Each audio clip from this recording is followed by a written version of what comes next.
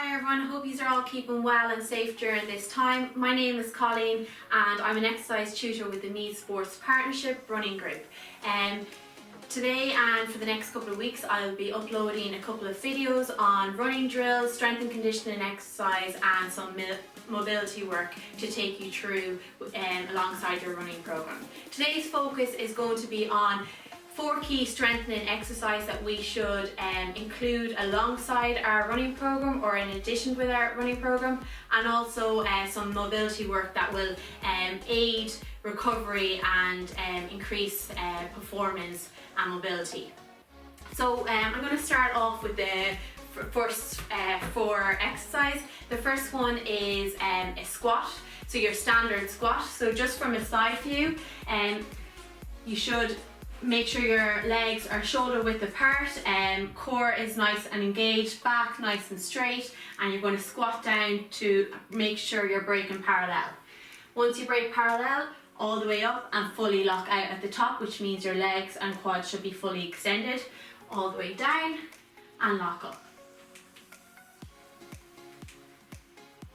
If that's too easy, another variation to progress it, to make it harder, is you can just grab a dumbbell or maybe a kettlebell or anything that you have at home to add some resistance or weight, and you're going to hold it nice and close to your chest and you're squatting down, making sure your form stays the exact same, breaking parallel and all the way up.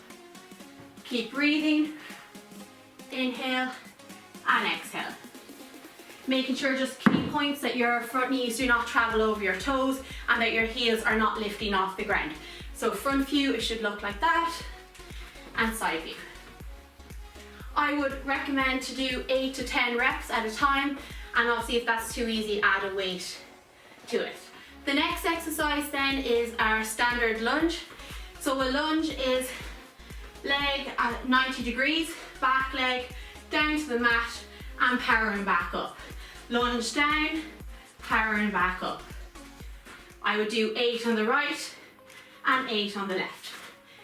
This is a really good explosive exercise and firing up the quads, what you need during a run, especially during sprint, and it will also improve stride length. And power back up. Make sure you're not banging your leg off the ground, it's just a slight touch off the mat, and power back up. I don't want to see anyone with the hands on the legs and using that to bring yourself back up. It's just down, posture nice and straight, back straight, core engaged, power up. If that's too easy, you can add in a weight or you can do overhead lunge. Make sure your arms are fully locked out, lunge down and power back up. Form should stay the same, back shouldn't be arched. So that's your second exercise, and I would also recommend that you do 8 to 10 reps.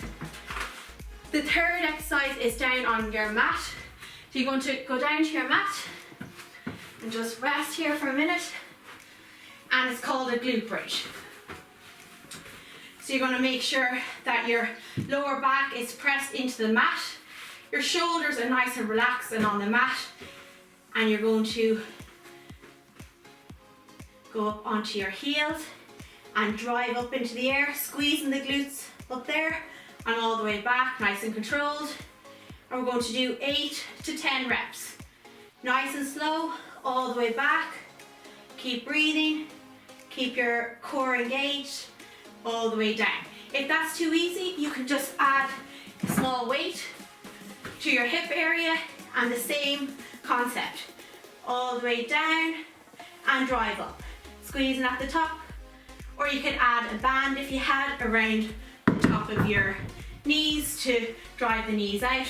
Another variation is to go to single leg, so just drive the leg up into the air, slightly bent, and just the same concept, all the way up, squeezing and down, and then the same on the opposite side, up and down. So that's our third exercise, and I would also do 8 reps on that, so 8 on the right, 8 on the left, and then the final exercise is called a plank. Plank is a really good exercise. It engages your core, uses your back and your quads, and it's really important that we have a strong core as runners. So in a plank position, you're going to go down onto your forearms and you're going to extend your body up, making sure that your bum is not too high up in the air or that there's an arch in your back. You're going to imagine that there's a string pulling you up and you're squeezing your glutes, and you're going to tuck it under and you're going to hold between 40 seconds to 1 minute. If you're new to this, you could even just start doing 20 seconds, going down onto your knees, taking a little break, and then go back up again for 20 seconds. If that's too easy for some people who might have been including planks into their, you can do some plank get-ups, which is just up and down on your forearm. Remember, your form should stay the same, bum shouldn't be too high up in the air, and your core is engaged. And then you can also, if that's too easy, you can add in a few tucks and so on in a plank position. But what I would recommend is just try and hold the plank as long as possible, between 40 seconds to 1 minute. After you have done them 4 exercises between 8 to 10 reps on your squats, lunges and your bridges, and then holding the plank for 1 minute, you will repeat that circuit again up between 3 to 5 rounds. 3 if you're only new to exercise or just strength and conditioning, and 5 if you've already been including strength and conditioning into your program. Okay, so we're just going to move on to the mobility work now. This is usually performed after your run, and today's focus is on the hip flexors, IT band, and kind of the lower part of your body, in which would be very tight in some runners. The first stretch is called a frog stretch, and I'm just going to show it from the side view. So you're going to make sure that your feet are more than shoulder width apart.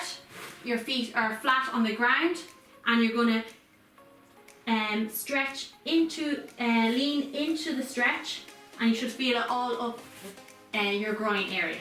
Each time you're going to get a little bit further, and you're going to hold that between a minimum of 30 seconds and max of 1 minute. Once you have that completed, you're going to come out of your stretch nice and easily, and you're going to go down onto the mat, and we're going to perform a glute stretch. So you're lying straight on the mat, shoulders nice and relaxed, lower back in contact with the mat. You're going to lift your leg up to 90 degrees, have your opposite arm on the outside of your leg, and you're going to rotate. Try and keep your body, one side of your body, in contact with the mat at all times, and you can put up your shoulder or your arm to feel a stretch. You should feel a stretch in your lower back and going down into your glute. Once you have held that for around 30 seconds, you're going to come back up to the center, you're going to drop your leg, and you're going to take the opposite leg. Opposite legs, opposite arm, and you're going to rotate all the way down to the floor, or as close as possible. You might be only able to get to there, that's perfectly fine. Keep trying to get to the floor, and eventually knee touches the floor, and you're going to hold for 30 seconds and all the way back. You're going to perform that 3 times.